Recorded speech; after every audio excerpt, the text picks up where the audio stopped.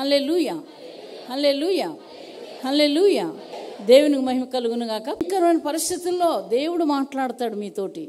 దేవుడు వాక్యమే దేవుడు. కాబట్టి వాక్యాన్ని మీ హృదయంలో ఉంచుకోవడానికి మీరు సిద్ధపడాలి. దేవునికి మహిమ కలుగును గాక. హల్లెలూయా, హల్లెలూయా. యెషయా గ్రంథం చూసుకుందామండి. 66వ అధ్యాయం 12-13 వచనాలు. యెషయా గ్రంథం 66వ అధ్యాయం 12-13 వచనాలు. అందరం కలిసి చదువుకుందామా? అందరం కలిసి దేవుని మాట చదువుకుందాము. యెహోవా ఇలాగ సెలవిచ్చుచున్నాడు, ఆలకించుడి, నదివలే సమాధానం ఆమె యొద్దకు పారజేతును. మీరు జనముల ఐశ్వర్యం అనుభవించినట్లును ఒడ్డు మీద పొర్లుపారు జల ప్రవాహం వలె మీ యొద్దకు దాన్ని రాజేతును. మీరు చంకను ఎత్తుకొని పోబడుదురు, మోకాళ్ళ మీద ఆడించబడుదురు. ఒకరి తల్లి వారిని ఆదరించినట్లు నేను మిమ్మల్ని ఆదరించదు. యెరూషలేములోనే మీరు ఆదరించబడుదురు. మీరు చూడగా మీ హృదయం ఉల్లసించను, మీ ఎముకలు లేతగడ్డి వలె బలియను. యెహోవా హస్తబలము ఆయన సేవకుల ఎడల కనపరచబడును. ఆయన తన శత్రువుల ఎడల కోపము చూపును. దేవునికి మహిమ కలుగునుగాక. హల్లెలూయా. కనబడలేని దేవుడు ఏం చేస్తానంటున్నాడు? ఒకరి తల్లి వారిని ఆదరించినట్లు నేను మిమ్మల్ని ఆదరించేదను. యెరూషలేములోనే మీరు ఆదరించబడతారు. దేవుని ఆలయంలో దేవుని ఆశీర్వాదాలతో ఆదరించబడతారు. చాలా మాటలు ఉన్నాయి యెరూషలేము కొరకు. ఎక్కడి నుంచి మనం ఆశీర్వదించబడతాం అంటే సియోనులో నుంచి, యెరూషలేములోంచి ఆశీర్వదించబడతాము అని మాటలు ఉన్నాయి.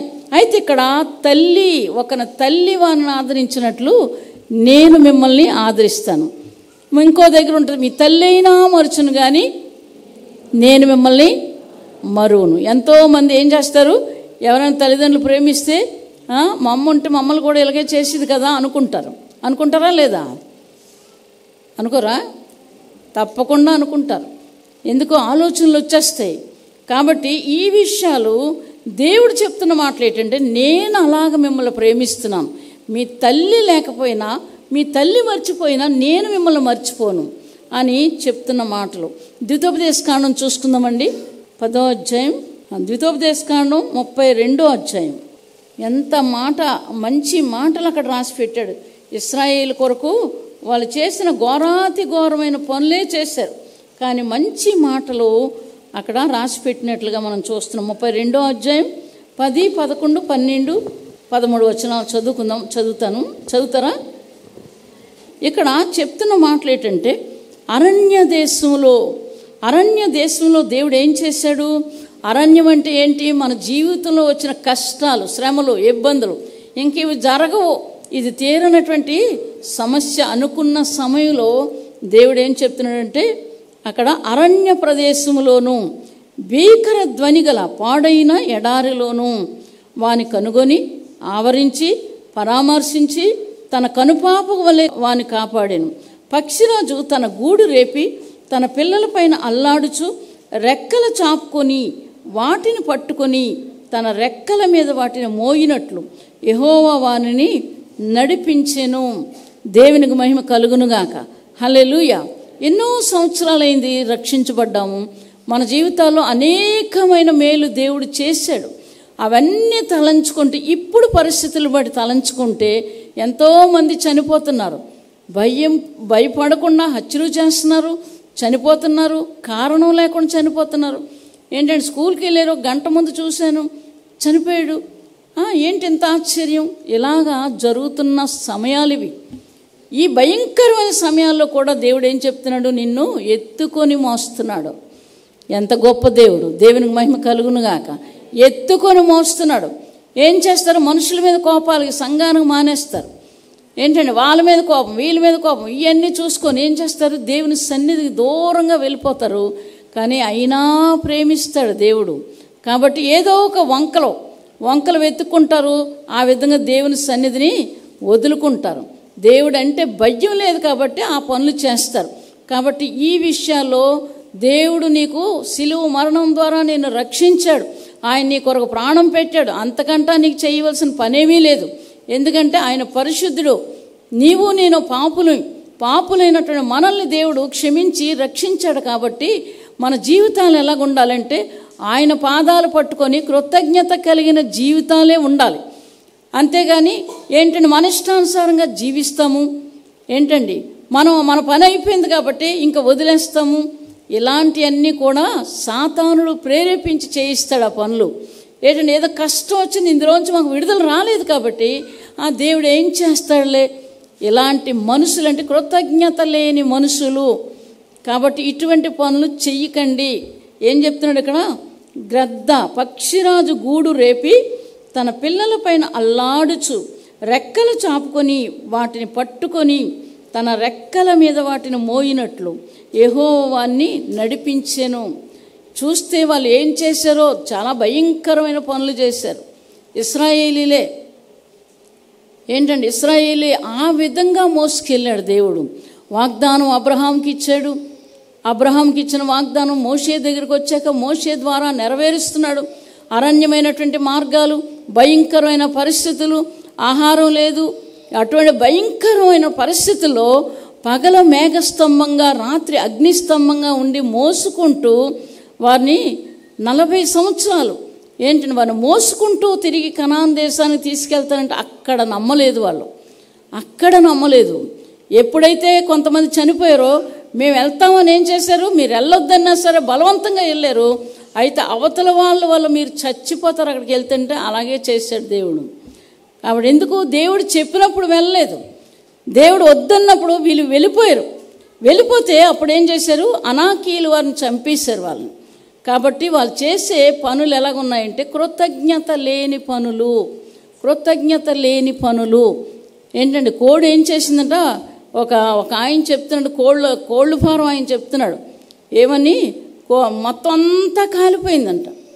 అయితే కొన్ని కోళ్ళు, పిల్లలు పెట్టే కోళ్ళు ఏంటంటే అవి కూడా చచ్చిపోయాయంట. అయ్యేసరికి ఎక్కడైనా బ్రతుకున్నాయే మనిషి కొన్ని ఇలాగా కొడతా ఉంటే కర్రతో కొడుతున్నప్పుడు తల్లి కోడి చచ్చిపోయిందట, కానీ దాని కింద ఉన్న పిల్లలన్నీ వస్తున్నాయట బయటికి. ఈ వాక్యం ఎంత సత్యం ఏంటి. యేసు ప్రభు వారు మన కొరకు చనిపోయారు, ఆయన ప్రాణం పెట్టారు, సమాధిలోకి వెళ్ళారు, తిరిగి లేచారు. నేను తిరిగి మిమ్మల్ని తీసుకెళ్ళడానికి వస్తానని చెప్తున్నారు. ఎంత మంచి దేవుడు మనకి ఆదరణకర్త.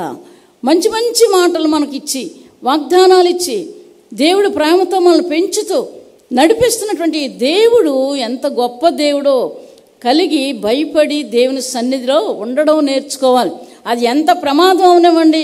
ఈ సమయంలో పెద్ద ఉద్యోగం ఇస్తున్నారండి, నన్ను రమ్మన్నారండి, ఏంటండి వీళ్ళు వెళ్తారు, చర్చి మానేసి వెళ్తారు, అక్కడ ఏమీ ఉండదు, శూన్యం. అటు నుంచి చర్చి మానేసి అని బాధపడుతూ వస్తారు. కాబట్టి మీరేం చేస్తున్నారు, మిమ్మల్ని మీరు పరీక్షించుకోండి. దేవుడు ఎంతలాగా కాపాడుతున్నాడో, ఎంతలాగా దేవుడు మనల్ని కాపాడుతున్నాడో. పక్షిరాజు ఏంటండి రెక్కలు చాపుకొని వాటిని పట్టుకొని తన రెక్కల మీద వాటిని మోయినట్లు మోసాడు ఇశ్రాయేలీ. ఈరోజు మనల్ని కూడా మోస్తున్నాడు. అన్య జనాంగాలైనటువంటి పిలుస్తున్నాడు అందరినీ, అన్య జనాంగాలు పిలుచుకుంటున్నాడు. పౌలు చెప్తున్నాడు వీళ్ళతో లాభం లేదు, నేను వెళ్ళిపోతాను, అన్య జనాంగాల దగ్గరికి వెళ్ళిపోతానని. ఆయన ఏం చేశాడు, అన్య జనాంగాల దగ్గరికి వెళ్ళిపోయారు. మరి అలాగే లాజరు, తర్వాత మార్తా మరియా కుటుంబంలో ఉన్నాడు, యేసు ప్రభు వారు ఉన్నారు. ఆ కుటుంబం నుంచి కూడా వెళ్ళిపోయి సముద్ర తీరం దగ్గర కూర్చున్నారట యేసు ప్రభు వారు. ఎక్కడి నుంచి, అన్య జనాంగాలు, క్రైస్తవులైనటువంటి వారు తన ఇల్లు తన కుటుంబం అనుకున్నటువంటి కుటుంబంలోంచి వెళ్ళిపోయి ఏం చేశారు, సముద్ర తీరాన్ని కూర్చున్నారట యేసు ప్రభు వారు. అన్య జనాంగాలు రక్షించబడుతున్నాయి. ఇవాళ ఈ రోజుల్లో ఏమంటున్నారు, అన్యులు చాలా మంచివాళ్ళు అంటున్నారు. చూసారండి, అన్యులు చాలా మంచివాళ్ళు. దేవుని నమ్ముకున్నటువంటి వ్యక్తులు చాలా చాలా భయంకరులు. నిజమే, అలా జరుగుతున్నాయి కాబట్టి వాళ్ళు చెప్తున్నారు. అలాగని మంచివారు లేకపోలేదు. దేవుడికి భయపడి దేవుని కొరకు తెగించి, ప్రాణాలకు తెగించి బ్రతుకుతున్నటువంటి వాళ్ళు ఎంతోమంది ఉన్నారు. దేవునికి మహిమ కలుగునుగాక. యేసన్న గారిని చంపేయవలసింది ఏంటండి, అలాగనే మా భగత్ సింగ్ గారిని చంపేయవలసింది, మరి అలాగనే సాధు సుందర్ సింగ్ గారిని చంపేయవలసింది. విషం పెట్టారు, విషము పెట్టి వాక్యం చెప్తుంటే అందులో విషం కలిపి తాగడానికి జ్యూస్ లాంటిది ఇచ్చారు. అక్కడే పడిపోయాడు ఆయన. పడిపోతే దేవుని కృప వలన, మహాకృప వలన తిరిగి లేచాడు. ఒక వాంతి అయిపోయింది, పోయింది మందంతా, ఆయన మాత్రం సజీవుడిగా జీవించాడు. ఇటువంటి కుట్రదారులు, ఇటువంటి భయంకరులు ఉన్నారు, కానీ దేవుడు వాళ్ళని సజీవులుగా ఉంచాడు. దేవునికి మహిమ కలుగునుగాక. ప్రాణాలు తీసేద్దామంటే బ్రతికే ఉంటారు వాళ్ళు. దేవునికి మహిమ కలుగునుగాక. అలాగా ఇక్కడ ఏం చేస్తున్నారంటే ఇక్కడ ఆ మాటలు చెప్తున్నారు. భూమి యొక్క ఉన్నత స్థలాల మీద వాడిని ఎక్కించాను, పొలముల పంట వానికి తినిపించాను, కొండ బండ నుండి తేనెను, చెకుముకు రాతి నుండి నూనెను అతనికి జుర్రించాను. ఆవు మజ్జిగ, గొర్రె మేకల పచ్చిపాలును, గొర్రె పిల్లల క్రొవ్వును, బాషాను పొట్టేలు మేకలను, గోధుమలు మెరకల సారమును నీకు ఇచ్చేదను. నీవు త్రాగిన మద్యము ద్రాక్షారసం యెషూరును క్రొవ్విని వాడే కాలు జాడించెను. నీ క్రొవ్వు బలిసి మందడవైతివి. వాడు తన్ను పుట్టించిన దేవుని విడిచెను, తన రక్షణ శైలమును తృణీకరించెను. వారు అన్యుల దేవతలతో ఆయనకు రోషం పుట్టించిరి, హేయ కృత్యముల చేత ఆయన కోపింపజేసిరి. వారు దేవత్వము లేని దయ్యములకు, తామెరిగిన దేవతలకు, క్రొత్తగా పుట్టిన దేవతలకు, తమ పితరులు భయపడని దేవతలకు బలి అర్పించిరి. నిన్ను పుట్టించిన ఆశ్రయ దుర్గమును విసర్జించిరి. నిన్ను కనిన దేవుని మరిచిరి. యెహోవా దానిని చూచెను. ఎంత భయంకరంగా తయారయ్యారు, ఎంత భయంకరంగా తయారు. కొంతమంది ఏం చేస్తారు, చూడడానికి వస్తామండి, మీతోటి చూడడానికి వస్తాం, మేము లోపలికి వెళ్ళాం కానీ చూడడానికి వస్తాం, బయటే ఉంటాం. వెళ్ళొచ్చా? అసలు వెళ్ళొచ్చా? వెళ్ళకూడదు. ఎందుకంటే దేవుని వాక్యం అలా చెప్తుంది. వాటన్నిటికంటే ముఖ్యంగా దేవుని సన్నిధినే వదిలేస్తారు. ఉద్యోగాలు అంటారు, అవ్వంటారు, ఇవ్వంటారు. ఏంటండి ఆ ఉద్యోగం ఎవరిచ్చారు? దేవుడిచ్చాడు. దేవుడిచ్చిన ఉద్యోగం ఏం చేస్తారు? ఆదివారాలు విలాసంగా తిరిగిన వాళ్ళు కూడా ఉన్నారు. సెలవు ఉన్నా సరే దేవుని సన్నిధికి రారు. కాబట్టి దేవుడికి మీరు లెక్క అప్పచెప్పుకోవాలి. నేను చెప్పాలి మీకు, దేవుడికి మీరు లెక్క అప్పచెప్పుకోవాలి. మీకు పిల్లలు ఉన్నారు కాబట్టి భయపడడం నేర్చుకోవాలి. దేవుని సన్నిధిలో నేనుంటే, నా భార్య, నా బిడ్డలు ఉంటే, రేపొద్దున్న వాళ్ళకి ఏమైనా పరిస్థితులు వస్తే వారు విడిపించబడాలంటే మీకే లేనప్పుడు వాళ్ళు ఎలాగ విడిపించబడతారు? మీ పిల్లలు. మీకు భయం ఉందా? అసలు దేవుని భయం ఉందా? చూసుకోవాలి. మంచి వాళ్ళు కూడా అవమానపరిచే వ్యక్తులు ఉన్నారు కాబట్టి దేవుడు వారిని చూసుకుంటాడు. కాబట్టి ఈ విషయాల్లో మీరు చాలా జాగ్రత్తగా ఉండాలి. ఏం చెప్తున్నారు అక్కడ? పక్షిరాజు తన గూడు రేపి తన పిల్లలపైన అల్లాడుచు రెక్కలు చాపుకొని వాటిని పట్టుకొని తన రెక్కలతో మీద వాటిని మోయినట్లు ఆయన ఏం చేశాడట? ఆయన ఆ విధంగా వారిని చేస్తే, కింద వచనాలు చూశారు కదా ఎంత భయంకరంగా తయారయ్యారు. అంటే బాగా అన్నీ ఇచ్చిన తర్వాత వారు ఏం చేస్తున్నారు? ఎంత భయంకరమైన మాట. నీవు క్రొవ్వి బలిసి మందడవైతివి. దేవుడు ఎంత భయంకరమైన మాట, ఎంత బాధతో చెప్తున్న మాట, ఎంత బాధతో చెప్తున్న మాట, ఎంత భయంతో చెప్తున్న మాట. కాబట్టి చిన్న అవకాశం వస్తే నేను నడిచైనా దేవుని సన్నిధికి వెళ్ళిపోతానన్న ఆశ ఉండాలి. దేవుడు తప్పకుండా దీవిస్తాడు అటువంటి వాళ్ళని. నేను చూస్తున్నాను అటువంటి వాళ్ళు ఎంతమందినో దీవించాడు. కష్టపడి నడిచి డబ్బులు లేక, బస్సులకు డబ్బులు లేక, లేకపోతే ఒకవేళ ఉన్నా డబ్బులు లేకపోయినా టైం అయిపోతుందని పరిగెత్తిన వాళ్ళు కూడా నాకు తెలుసు. దేవునికి మహిమ కలుగును గాక. అలాంటి వాళ్ళని ఎప్పుడు విడిచిపెట్టాడు దేవుడు. దేవుని సన్నిధి గొప్ప ఆశ్రయ దుర్గం.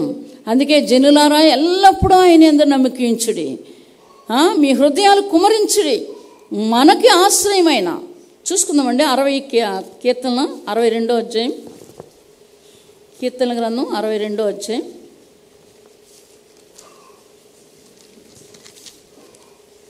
8వ వచనం చదువుతాను. జనులారా ఎల్లప్పుడూ ఆయన యందు నమ్మకించుడి, ఆయన సన్నిధిని మీ హృదయములు కుమరించుడి. దేవుడు మనకి ఆశ్రయము.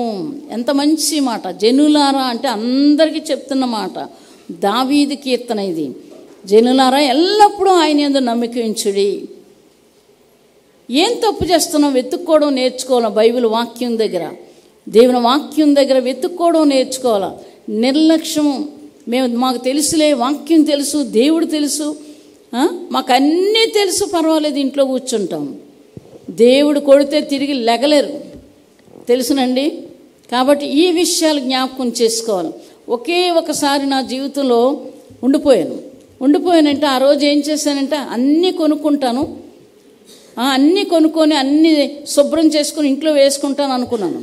నిజంగానే ఆ పని చేశాను. వాంతులు విరోచనాలు పట్టుకున్నాయి. ఏంటంటే అన్నీ కాదు కదా, అసలు తినడానికి కూడా లేకుండా చేసాడు.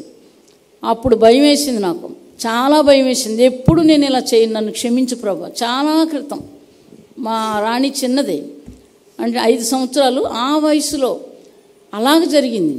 అనేక సార్లు డబ్బులు లేక వెళ్ళలేని పరిస్థితి కూడా వచ్చింది, కానీ నడిచి వెళ్ళిపోతానని వెళ్ళాను. ఒక్కొక్కసారి జ్వరం వచ్చేసేది, ఒకసారి భయంకరమైన జ్వరం వచ్చేసింది. తయారైపోయాం, కొంచెం దూరం, ఆ రోడ్డు అంత దూరం నడిచిన తర్వాత పిల్లలు నా దగ్గర ఉన్నారు. నేను పైకి కళ్ళు మూసుకొని ఏడుస్తున్నాను, ప్రభా నేను నడవలేకపోతున్నాను, దయచేసి నాకు డబ్బులు ఇయ్యు, నన్ను ఎలాగైనా తీసుకెళ్ళు అని ప్రార్థన చేసి కళ్ళు తెరిచేసరికి కిందన 50 రూపాయల నోటు ఉంది రోడ్డు మీద. ఇలాంటి అనేకమైన జరిగాయి. నాకు ఆశ ఉంటే దేవుడు చేస్తాడు. అటు ఇటు ఉన్న వాళ్ళకి చేయడు, ఏసండి, అటు ఇటు ఉన్న వాళ్ళకి చేయడు దేవుడు. ఏంటంటే కొంతమంది ఏంటంటే సేవకులు కదా, వాళ్ళే అరుచుకొని ప్రార్థన చేసుకుంటారు వాళ్ళు. మనం మాత్రం లోకంలో తిరుగుదాం, చర్చి కూడా రారు, ఫాస్టింగ్ ప్రేయర్ ఖాళీ ఉన్నా సరే రారు. వాళ్ళు అరుచుకుంటారు, వాళ్ళే చేస్తారు, మేము బాగానే ఉంటాం.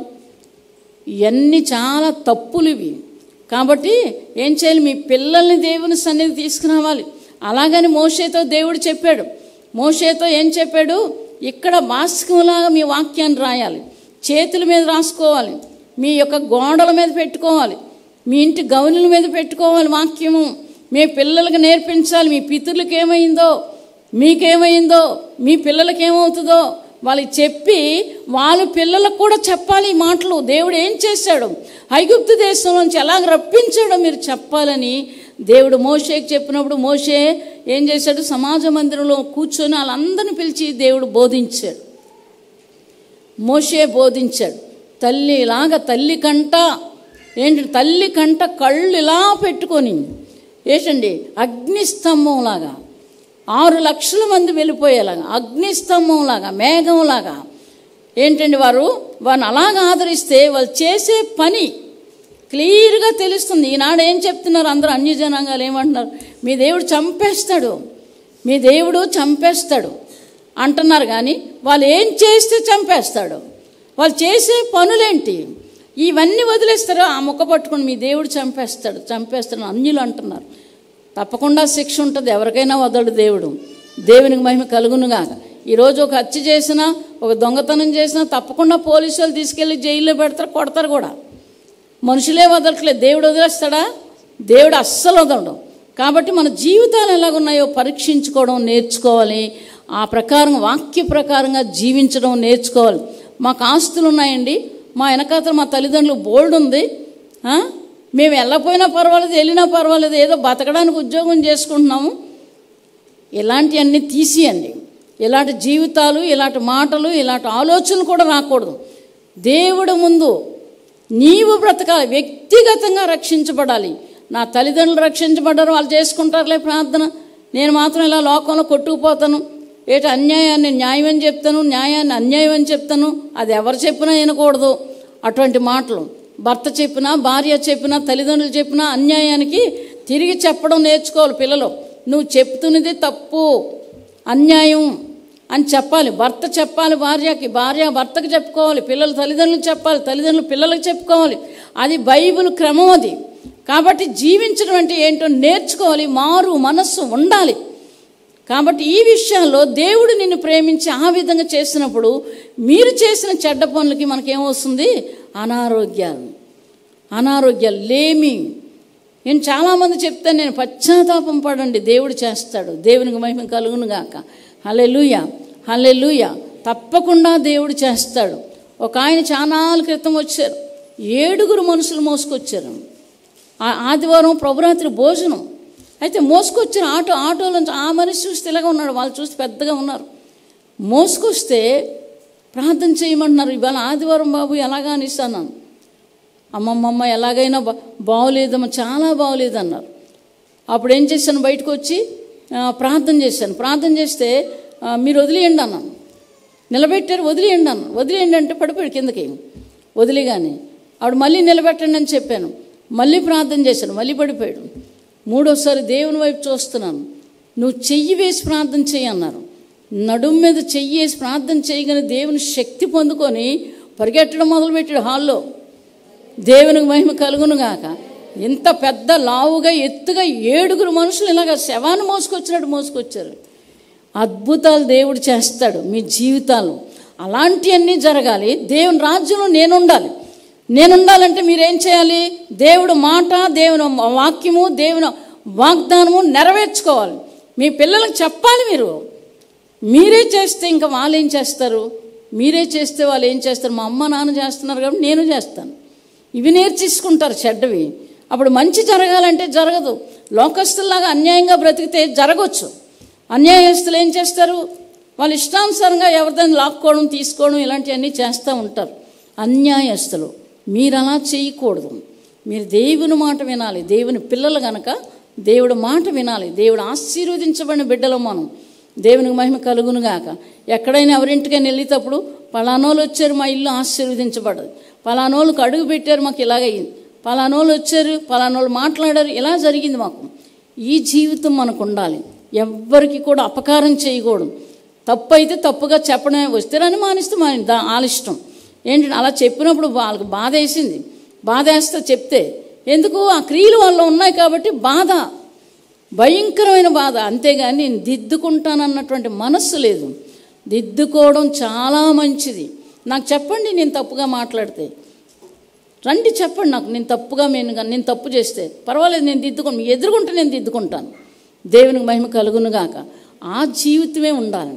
ప్రభువా నాతో మాట్లాడు, నన్ను కడుగు, నాలో తప్పులుంటే చూపించు, ఒప్పుకొని విడిచిపెడతాను నేను అని ప్రార్థన చేసుకొని దేవుని సన్నిధికి రావాలి. అప్పుడు ఏం చేస్తాడు? బియ్యంలో రాళ్ళు ఏరేసినట్లు మన జీవితంలో ఉన్న అన్ని పాపాలన్నీ తీసేస్తాడు. కొంతమంది ఎలాగైనా సరే అదే చేస్తుంటారు. ఒకవేళ చెప్పినా వాళ్ళు చెప్తారులే అనుకో. నిర్లక్ష్య స్వభావం, భయంకరమైన ప్రళయాలు మీ మీదకి వచ్చినప్పుడు ఈ నిర్లక్ష్య స్వభావం వలన అవన్నీ జరిగినప్పుడు అప్పుడు నేను లక్ష్యం ఉంచి నీ దగ్గరికి వస్తానంటే దేవుడు వినడు, మీ మాట వినడు. సామెతల గ్రంథం చూసుకుందామండి. 1వ అధ్యాయం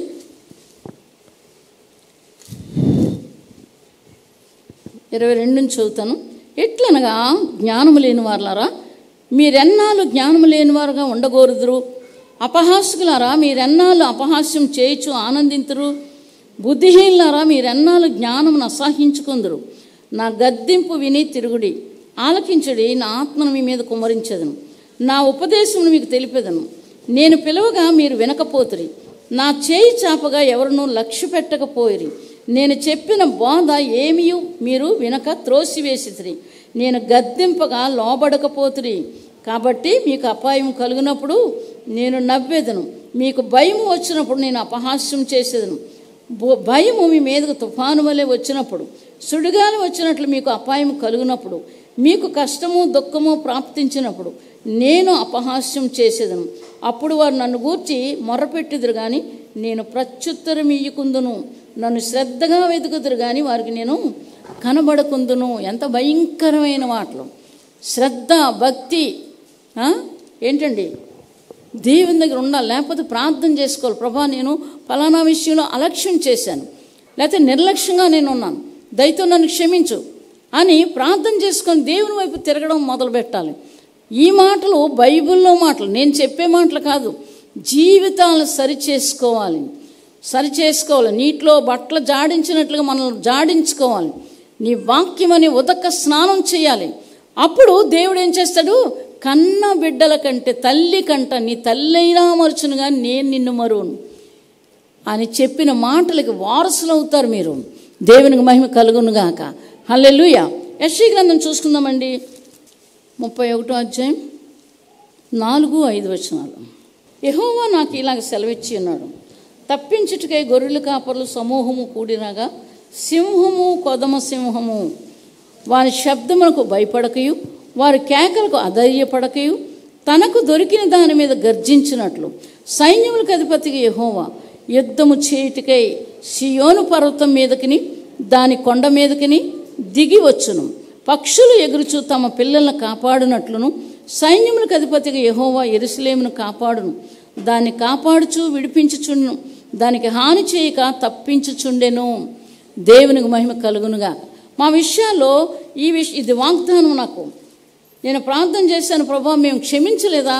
అనేకసార్లు క్షమిస్తే వాళ్ళు మా మీద తిరగబడ్డారు. చాలాసార్లు మా మీద తిరగబడిన తర్వాత ఏంటి ఇలా చేస్తే ఇలా జరుగుతుందని ప్రార్థన చేస్తే అప్పుడు ఈ మాటలు ఇక్కడ చెప్తున్నారు ఏమని. ఇంకా 3వ వచనం చదువుతాను. ఐగుప్తీయులు మనుషులే కానీ దేవుడు కారు, ఐగుప్తీయులు గుర్రములు మాంసములే కానీ ఆత్మ కావు. యెహోవా తన చెయ్యి చాపగా సహాయం చేయువాడు జోగును, సహాయం పొందువాడు పడును, వారందరూ కూడి నాశనమగుదురు. ఈ మాటతో నేను మానేశాను. ప్రభా నన్ను క్షమించని, నన్ను క్షమించు. చాలాసార్లు క్షమించమని అడిగాను కానీ నాకు ఇలాగా వ్యతిరేకమని తిరిగి వస్తున్నాయి కాబట్టి నిన్ను అడుగుతున్నాను. అడిగినప్పుడు ఈ మాట మాట్లాడిన తర్వాత దేవుడు చెప్తున్నాడు, మందిరం గురించి అడిగితే పక్షులు ఎగురుచు తమ పిల్లలు కాపాడినట్లు సైన్యములకు అధిపతిగా యెహోవా యెరూషలేమును కాపాడును, దాన్ని కాపాడుచు విడిపించుచుండెను. దేవునికి మహిమ కలుగునుగాక. ఈ మందిరంలో ఎన్నో కన్నీళ్ళు ఉన్నాయి. ఏంటండి ఇది ఒక సమయంలో ఒక కమ్మలపాకు ఉండేది. ఏంటంటే భయంకరం. ఇక్కడ ఎక్కడా ఇల్లు లేవు. అలా అక్కడ కొంచెం ఒక ఇల్లు ఉండేది, ఇక్కడ చిన్న ఇల్లు ఉండేది, మిగతావన్నీ కమ్మలిల్లే ఉండి, అంటే అలాగని ఇల్లే లేవు, కమ్మలిల్లే ఉండి. ఎప్పుడైతే నేను కూడా చాలా భయపడ్డాను. భయంకరమైన పాములు ఇక్కడ నాకు తెలీదు. ఫస్ట్ స్టార్టింగ్ ఆదివారం అయింది, బుధవారం నైట్ ప్రార్థన అవుతుంది. అయ్యేసరికి ఇలాగే తలుపులుండి కిందన కమ్మలింటికి ఈ తలుపులు వెన్నెల వస్తుందని ప్రార్థన అయిపోయాక ఏం చేశాను, ఈ తలుపులు 2 తీసి చూశాను. నాతో కూడా ఒక 2-3 నాతో పాటు వచ్చారు. వస్తే చూసేసరికి ఇక్కడ ములం చెట్టు ఉంది. చెట్టుకి 2 చెప్పున ఇంచుమించు 150 పాములు ఉంటాయి. ఏంటంటే ఇలాగ ఏలబడ్డాయి, తిన్నగా ఏలబడ్డాయి. అందరూ చూశారు. వాళ్ళు ఏంటి ఇంత భయంకరం, ఎవరో ఒకరు చంపేస్తాయి చచ్చిపోవడం అని అనుకున్నాను. అయినా దేవుని బట్టి విశ్వాసం ఉంచి రాత్రులు లేచి ప్రార్థన చేశాను. ఉపవాసం 3 రోజులు ఉన్నాను. వచ్చే వారం మళ్ళీ బుధవారం మళ్ళీ చూస్తానని చూసేసరికి ఒక్క పాము లేదండి. దేవునికి మహిమ కలుగునుగాక. హల్లెలూయా, హల్లెలూయా. ఒక్క పాము లేదు. ఒకసారి ప్రార్థన చేసుకుందామని వీళ్ళిద్దరూ వచ్చారు. ఇలా డోర్ తీసేసరికి పెద్ద పాము చర్చిలో. ఇద్దరు ఆ తలుపులో తీసి ఇంటికి పరిగెట్టి వచ్చేసారు. రాణిని వాళ్ళ అక్కను. నేను అప్పుడు ప్రార్థన చేశాను. ప్రార్థన చేస్తే ఇక్కడ చెట్టు ఉండేది, ఇక్కడ అది ఉందని చెప్పారు నాకు. అప్పుడు ఏం చేశాను, యాసిడ్ రాళ్ళు అన్నీ తీసుకొచ్చి అందులో కూరేసి యాసిడ్ పోసేసాను. ఆ పాము వెళ్ళి చచ్చిపోతున్నట్టు చూశాను, మర్రి రాలేదు. దేవునికి మహిమ కలుగునుగాక. ఎన్ని పాములు, ఎన్ని జెర్రులో, భయంకరమైనటువంటి స్థలం ఇది. కన్నీళ్లతో చాలామంది కన్నీరు కార్చారు. నేనైతే 40 రోజులు ప్రతిదానికి 40 రోజులు ఉండేదాన్ని. ఉండి కన్నీళ్లు కార్చినటువంటి ఈ సంఘం ఎవరు వచ్చినా దీవిస్తారు. దేవునికి మహిమ కలుగునుగా. నేను చాలా ఏడుస్తున్నాయి. ఈ పాములు ఈ పరిస్థితులు చూసి నేను ఏడుస్తున్నాయి. అప్పుడు యేసన్న గారు అన్నారు, అమ్మ దీన్ని ఏదో వల్ల చేస్తాను, నువ్వు బాధపడుతున్నావు. నాకు చెప్పారు. నా బాధ ఆయనకేం తెలుసు, దేవుడు చెప్పాడు కాబట్టి చెప్పారు నాకు. ఇక్కడ పునాదులు ఉండి దాని మీద కూర్చొని అందరికీ ఊర్లో ఇచ్చావు, మాకైతే అడవిలో ఇచ్చావు ప్రభా అని ఏడ్చేదాన్ని, బాధపడేదాన్ని. ఎలాగ వచ్చి వెళ్తాము ఇక్కడ ఎలాగ దేవుని పరిచర్య చేస్తాము అని అనుకుని ఏడుస్తుండేదని. అప్పుడు ఆయన చెప్తున్నారేమని, అమ్మ నువ్వు బాధపడుతున్నా కానీ ఇది ఏదో తోటలాగా నేను చేస్తాను అని దేవుడు చెప్తున్నారు.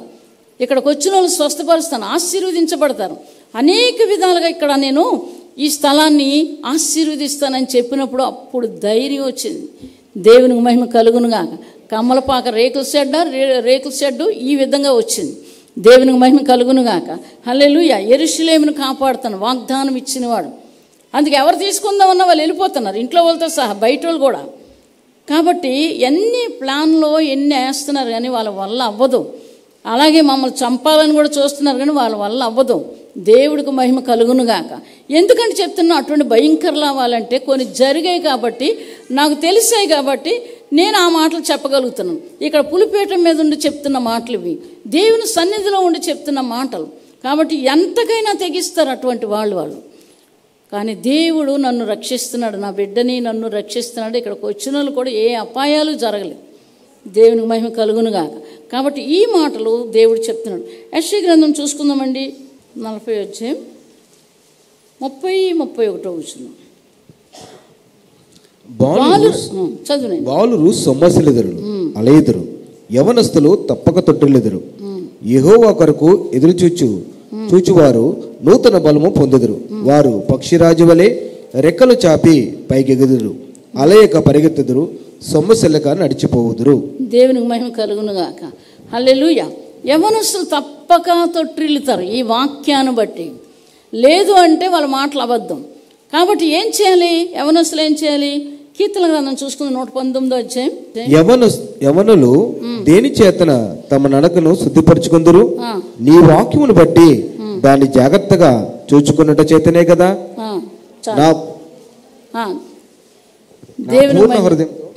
నా పూర్ణ హృదయంతో నిన్ను వెతుకుచున్నాను, నన్ను నీ ఆజ్ఞలను విడిచి తిరగనీయకము. చాలైనా. అయితే ఇక్కడ ఏం చెప్తున్నారంటే యవ్వనస్తులు తప్పక తొట్టిల్లుతారని వాగ్దానం ఉంది. అయితే దేని చేత వారు నడత శుద్ధిపరచుకుందరు? దేవుని వాక్యాన్ని మనకు వచ్చినప్పుడు పక్కకు పెట్టకూడదు. మనకి ఇది ఇష్టం కాబట్టి ఏంటండి ఈ వాక్యం వచ్చినా అటు పెట్టేసి ఇష్టమైన దాని వైపు వెళ్ళిపోకూడదు. దేవుడు ఏం చెప్తున్నాడో అది విని అటువైపు వెళ్ళాలి. అవునా కాదా చెప్పండి? అటువైపు వెళ్ళడం నేర్చుకోవాలి. ఎందుకు? దేవుని మాట అది. నీకు నష్టం వస్తుంది, నీకు కీడు జరుగుతుంది కాబట్టి దేవుడు నీతో మాట్లాడుతున్నారు, వినడం నేర్చుకోవాలి. ఆయన మాటకే విలువ ఇవ్వాలి. దేవునికి మహిమ కలుగునుగాక. హల్లెలూయా. కాబట్టి తప్పకుండా తొట్టిల్లుతారు. అయితే వాక్యం చేత వారు నడతని శుద్ధిపరుచుకుంటారు. ఎంతమందో ఇశ్రాయేలు దేవుడు మోషే చేత పిలిచినప్పుడు ఒక్కొక్క గోత్రం నుంచి 20 సంవత్సరాలు 24 సంవత్సరాలు 54,000 మంది 70,000 మంది 30,000 మంది 50,000 మంది ఇలాగ 12 గోత్రాల నుంచి కూడా యవ్వనస్తులు యుద్ధం చేయటానికి ఇశ్రాయేలు దేవుడైనటువంటి యెహోవా యొద్దకు వస్తారు. వాళ్ళు ఎప్పుడైతే మోషే పిలుస్తాడో ఇటువంటి వాళ్ళందరూ కూడా యుద్ధంలోకి రావాలని చెప్పినప్పుడు ఆ పితరులు వదిలేస్తారు. 24 సంవత్సరాల యవ్వనస్తులు వాళ్ళు వచ్చినప్పుడు దేవుడు వాళ్ళని ఎంతగానో ఆశీర్వదించాడు. ఎంత అంటే ఇంత అంత కాదు, అంతు లేకుండా ఆశీర్వదించాడు. అక్కడ మన ద్వితోపదేశకాండం చూస్తే అక్కడ దేవుడు వారిని ఎలాగ ఆశీర్వదించి వారికి భూమిలో ఎలా పంచాడు, పురద్వారాలు ఇచ్చాడు. దేనికి కూడా తక్కువ కాకుండా అన్ని సమృద్ధిగా వాళ్ళకి ఇచ్చాడు దేవుడు. వాళ్ళ మాట విన్నప్పుడు దేవుని వాక్యాన్ని దిద్దుకోవడం నేర్చుకోవాలి. తప్పకుండా దేవుడు కార్యాన్ని చేస్తాడు దేవుడు. అందుకని ఇక్కడ ఏం చెప్తున్నాడు? యవ్వనస్తులు అక్కడ ఏం చెప్తున్నారు? పక్షిరాజు యవ్వనం వలె యెహోవా కొరకు ఎదురు చూసిన వారు పక్షిరాజు వలె రెక్కలు చాపి పైకి ఎగురుదురు, అలేక పరిగెత్తుదురు, సొమ్మసిల్లక నడిచిపోదురు. అనేకమైన కష్టాలు వారి జీవితాల్లో వస్తాయి, కానీ గొప్ప సంతోషాన్ని వాళ్ళకి ఇస్తాడు. నిజంగా రెక్కలు చాపి ఎగిరిపోయినట్లుగానే ఉంటుంది ఒక్కోసారి వారి పరిస్థితి. ఎందుకు? ఆ సంతోషం, ఆ యొక్క ఆశీర్వాదం, ఆ గొప్ప కార్యాలు వారు చూసి హృదయంలో సంతోషాన్ని దేవుడిస్తాడు. నిజంగా పైకి ఎగురుతున్నట్లుగానే అనిపిస్తుంది. దేవునికి మహిమ కలుగునుగాక. మన పాపాలు ఒప్పుకున్నప్పుడు కూడా దేవుడు ఏం చేశాడు? గొప్ప సంతోషాన్ని, ఆనందాన్ని. నేనైతే ఇంతవరకు ఎగిరాను, జబ్బుతో ముందు రోజు ఇలాగ ఉండేదాన్ని, ఎంత స్థలం కూడా నడలేకపోయేదాన్ని. ఎప్పుడైతే దేవుని శక్తి నా మీదకి వచ్చిందో చేతులు 2 ఇలాగ వచ్చేసాయి.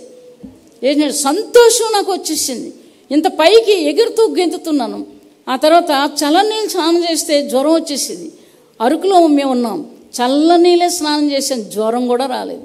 ఎంత దేవుడు ప్రాణాన్ని నాకు ఈ రోజు వరకు నా ప్రాణాన్ని ఉంచాడు. క్యాన్సర్తో చనిపోవలసింది. అప్పుడు దేవుడు తప్ప ఇంకొకటి నా జీవితంలో రానివ్వను అనుకున్నాను. నాకు అక్కర్లేదు, నేను రానివ్వనని. అనేక సార్లు బయట పెట్టారు నన్ను, నా కుటుంబస్తులు పెట్టారు. వాళ్ళు వంటలు చేసుకున్నప్పుడు నన్ను బయట ఉండమనివారు. మా ఇంటికి వచ్చి వంట చేసుకున్నప్పుడు చిన్న పిల్లలు పట్టుకొని బయట దగ్గర అలా స్తంభం దగ్గర కూర్చొని అలా ఏడుస్తూ ఉండేదాన్ని. కనికరం లేని మనుషులు, లోకస్తులు. దేవునికి మహిమ కలుగునుగాక. దేవుడు ఏం చేశాడు? నిజంగానే ఎత్తుకుంటున్నాడు నన్ను. ఇంకా ఏం చెప్తున్నాడు అక్కడ ఆ వాక్యంలో? చూడగా నీ హృదయం ఉల్లసించెను. కరోనాలో మేమైతే ఏడుస్తున్నాం. చాలామంది కొరకు చనిపోతుంటే భయం వేసి, ప్రభా చర్చిలో వాళ్ళు ఎవరికి ఏం అవ్వకూడదు, చనిపోకూడదు, వారు చనిపోకూడదు అని 2, 3 అయిందాక ఫోన్లు మాకు వస్తూనే ఉండి, రాత్రులు కూడా. అయితే ప్రభా మాకు ఏం అవ్వకుండా చెయ్యి, అలాగైతే నాకు సంతోషాన్ని ఇయ్యు అని నేను ప్రార్థన చేసినప్పుడు హృదయం నిండా సంతోషాన్ని దేవుడిచ్చాడు. దేవునికి మహిమ కలుగునుగాక. వాక్యం ద్వారా మాట్లాడారు. యెషయా గ్రంథం 66లో ఏం మాట్లాడు? మీ హృదయం చూడగా ఉల్లసించును. 66 చూద్దామండి. అక్కడ ఇందా చూసుకున్నాం కదా ఆ మాట.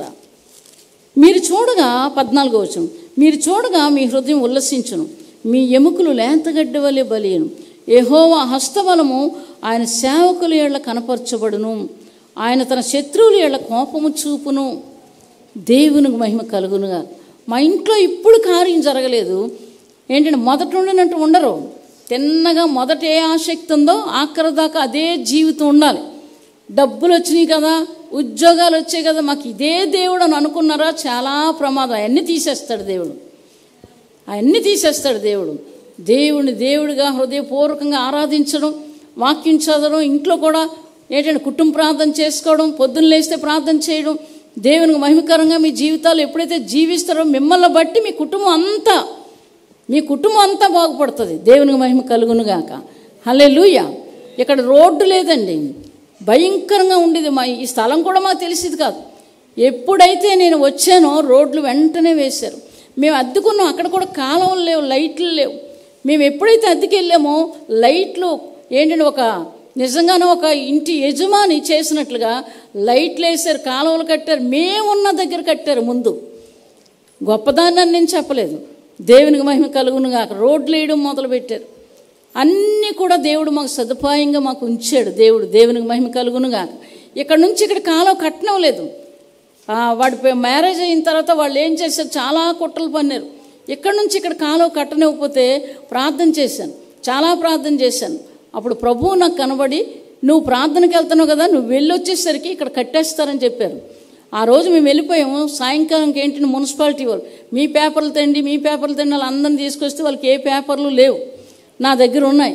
కాబట్టి అవి చూసి ఇక వీళ్ళు మాటలు వినకూడదని మగవాళ్ళు తోసేస్తున్నారు, ఇక్కడ కట్టకూడదని. ఇంత ముక్క అంటే జనాలు ఉన్నారు, మనుషులు ఉన్నారు, దౌర్జన్యం ఏంటంటే మున్సిపాలిటీ వాళ్ళు కూడా 30 మంది వచ్చారు. వచ్చిన తర్వాత తోసేస్తే నిలబడి కట్టించాడు దేవుడు. దేవునికి మహిమ కలుగునుగాక. నేను వచ్చేసరికి కాలం అయిపోయింది. నాకు చాలా దేవుని మాట మీద అందుకే ఆశ.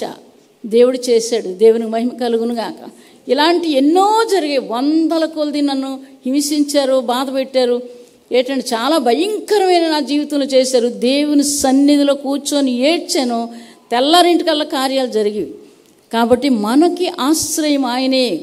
ఇటువంటి పనులు ఎవరు చేస్తారు? ఎవరు చేయలేరు. కానీ మనుషులు చేయలేరు, కానీ దేవుడు చేస్తాడు. మనలోనే లోపాలు ఉంటాయి కాబట్టి జరగవు. కొంతమందికి లోపాలు సరిచేసుకోవడం నేర్చుకోవాలి. కొంతమందికి లేట్ అవుతాయి వారి జీవితాల్లో. దాని కొరకు నిలబడడం నేర్చుకోవాలి. నాకు జీవితంలో నేను తప్పు చేయలేదు కదా, నా జీవితంలో దేవుడు మేలే చేస్తాడు. నేను తప్పు చేయలేనప్పుడు దేవుడు నాకు మేలే చేస్తాడు, నేను నిలబడతాను, ఎదురు చూస్తానని దేవుడికి మొదటి స్థానం ఇవ్వడం నేర్చుకోవాలి. దేవునికి మహిమ కలుగునుగాక. దేవుడు చెప్తున్న మాటలు ఇవి చెప్తున్నాడు. దేవుడు ఏమండి, పక్షిరాజు వలె రెక్కలు చాపి పైకి ఎగురుతారు. ఇంకా చాలా మాటలు ఉన్నాయి. ఒక తల్లి వారిని ఆదరించినట్లు నేను మిమ్మల్ని ఆదరిస్తున్నాను, చూడుము నా అరిచేతిలో ఉన్నావు నువ్వు. ఎంత గొప్ప మాట అది. ఎక్కడున్నారండి? అరిచేతుల్లో. చూసుకుందాం 49వ అధ్యాయం యెషయా గ్రంథం 14వ వచనం చదువుతాను. అయితే సియోను, యెహోవా నన్ను విడిచిపెట్టి ఉన్నాడు, ప్రభువు నన్ను మరచి ఉన్నాడు అనుకొనిచున్నది. స్త్రీ తన గర్భమును పుట్టిన బిడ్డను కరుణింపకుండా తన చంటి పిల్లను మరుచునా, వారైనా మరుచుదురు కానీ నేను నిన్ను మరువను. చూడుము, నా అరిచేతుల మీదనే నిన్ను చెక్కి ఉన్నాను, నీ ప్రాకారములు నిత్యము నా ఎదుటనున్నవి. ఎంత మంచి వాగ్దానం దేవుడు ఇస్తున్నాడు. వాక్యానుసారంగా జీవిస్తున్నావా చూసుకోవాలి. మనం వాక్యానుసారంగా జీవిస్తున్నామో లేదో చూసుకోవాలి. మనుషుల మాటల్లో, మాయోపాయాలు మాటల్లో, అబద్ధాలు, వేషధారణ, గొప్పలు ఇటువంటి దేవుడికి ఇష్టం లేదు. కాబట్టి ఏ విధంగా జీవించాలి? దేవుడు పాదాలే పట్టుకోవాలి. నువ్వు తప్పు చేయి, నీకు ఇంత డబ్బు ఇస్తానంటే ఒప్పుకోకూడదు. ఏంటంటే తప్పు చేయి, ఇంత డబ్బు ఇస్తానంటే ఒప్పుకోకూడదు. ఆ డబ్బు మాకు అక్కర్లేదు. ఏంటంటే మాకు దేవుడే కావాలి. ఇది నేర్చుకున్నారా? దేవుడు మిమ్మల్ని బండపై నిలబెడతాడు. ఏంటంటే ఎన్నో తుఫాన్లు వస్తాయి కానీ, ఎన్నో సుడిగాళ్ళు, ఎన్నో గాళ్ళు ఆ బండపై పడతాయి కానీ దేవుడే నిలబెట్టేస్తే ఎక్కడికి చెదిరిపోదు ఆ ఇల్లు. ఆ మనుషులు చెదిరిపోరు, ఆ ఇల్లు చెదిరిపోదు. కాబట్టి అటువంటి జీవితం కోసం ఎదురు చూడాలి. తుఫాన్ రాగానే చెదిరిపోయి కిందకి వెళ్ళిపోతే ఏముంది? ఇసుకలో చిన్నప్పుడు చూసారా, సముద్రం ఒడ్డుకి వెళ్ళి ఇసుకలోని పెట్టారో లేదు మీరు? కాళ్ళు పెట్టి ఇల్లు తయారు చేసి చిన్నప్పుడు చాలామంది చేసే ఉంటారు. ఏం చేసి నీళ్ళు రాగానే మొత్తం అంతా పోయేది. అయ్యో అలాగ జీవితం అలాగ ఉండకూడదు. మన జీవితాలు అలాగ ఉండకూడదు. దేవుడితో నడవాలి, దేవుడితో ఉండాలి, దేవుడే మనకు తండ్రిగా ఉండాలి, తల్లిగా ఉండాలి. ఆయనతోనే జీవించడం నేర్చుకోవాలి. అబద్ధాలు, మోసాలు, అన్యాయాలు, ఇతరులు మోసం చేయడం, పాడు చేయడం ఏమొస్తుంది దాంట్లోని? ఆ గంట ఒక అరగంట తృప్తి, తిన్న తర్వాతట రోగం అట. బైబిల్లో ఉన్నాయి, సామెతల గ్రంథంలో.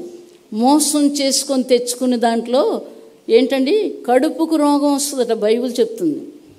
సంతోషించకూడదు అటువంటి వాటి విషయంలో. నీకుంటా గంజన్నం తిను, పప్పన్నం తిను, నీకున్నదే చాలు, అది సంతోషం. దేవునికి మహిమ కలుగును గాక. హల్లెలూయా. ఈ విధమైన వాక్యానుసారంగా మీరు ఎప్పుడైతే వెళ్ళిపోతారో దేవుడు మిమ్మల్ని ఎత్తుకుంటాడు. ఇశ్రాయేలు ఆనాడు చేసినట్లు మనం చేయకూడదు. ఏంటంటే వాళ్ళు విశ్వాసఘాతకులు. చెప్పాలంటే ప్రేమించాడు. అలా 70 సంవత్సరాలు వాళ్ళు ఏడిచారు. ఎంత కోపం రాకపోతే 70 సంవత్సరాలు వాళ్ళు చెదరగొట్టేశాడు దేవుడు. ఏంటంటే నానా దేశాలకు వెళ్ళిపోయారు. ఆశీర్వదించబడిన వాళ్ళు వాళ్ళ కోసం వచ్చాడు. ఏంటంటే యూదుల కోసం, ఇశ్రాయేలు కోసం ప్రాణం పెట్టాడు. అవన్నీ చేసి కళ్ళారా చూసి కూడా ఆ రక్తం మా మీదే ఉన్నాయి, మా పిల్లల మీదే ఉన్నాయండి అన్నారు. అలాగే జరిగింది ఆఖరికి. అప్పుడు ఏడవడం మొదలుపెట్టారు.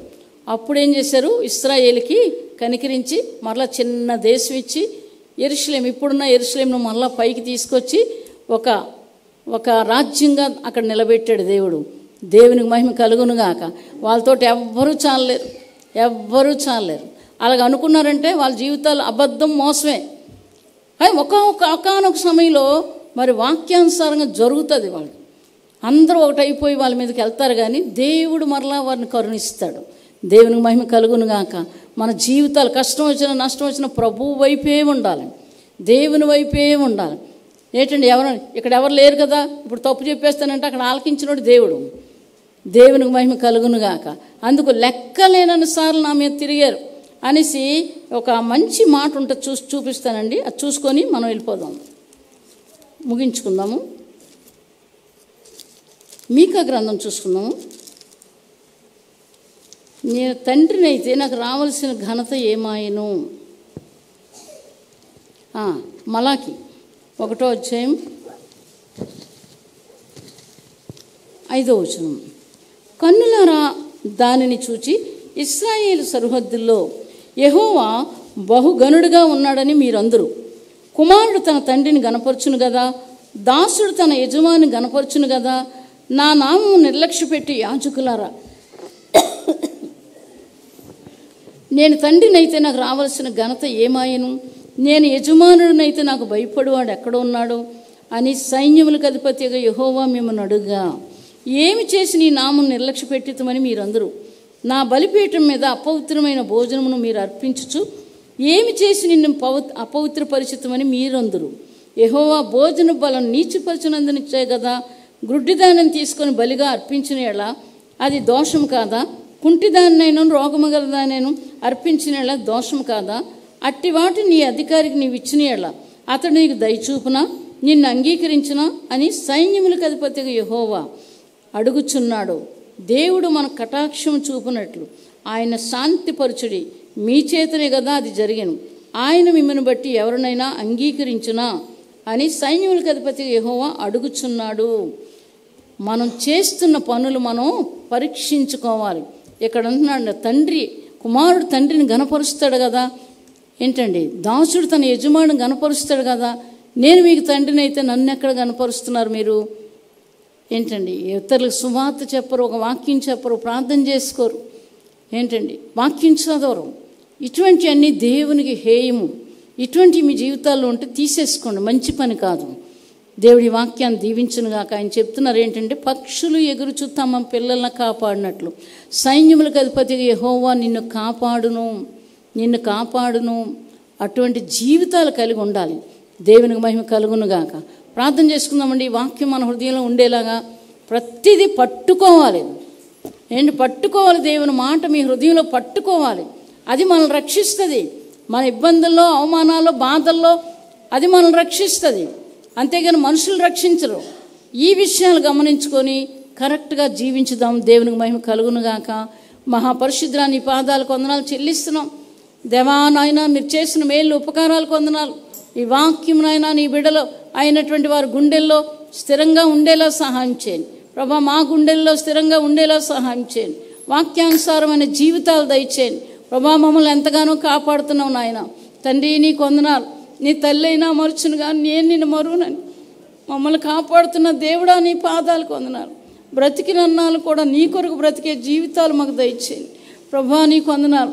మీకు మహిమకరంగా మేము బ్రతకడానికి సహాయం చేయండి. ఇక్కడున్న బిడ్డలు కూడా నాయన అదే విధంగా బ్రతకడానికి సహాయం చేయండి. న్యాయంగా ఉండడానికి సహాయం చేయండి. యథార్థంగా నిర్దోషులుగా బ్రతకడానికి సహాయం చేయండి. మీరే సహాయం చేయండి నాయన. దుష్టుడు ఎత్తికెళ్లకుండా సహాయం చేయండి. వాగ్దానాన్ని ఎత్తి పట్టుకునే జీవితాలు దయచేయండి. మీరు తోడయిండండి మాకు, వారికి తోడయిండండి. మాకు విడుదల ఇవ్వండి, వాళ్ళకి విడుదల ఇవ్వండి ప్రభా. మా శత్రువులు బంధించిన ఆయన నీకు వందనాలు నాయన. మీరు సహాయం చేయండి. యేసుక్రీస్తు నామమున వేడుకొని ప్రార్థిస్తున్నాం తండ్రి. ఆమేన్. హల్లెలూయా, హల్లెలూయా.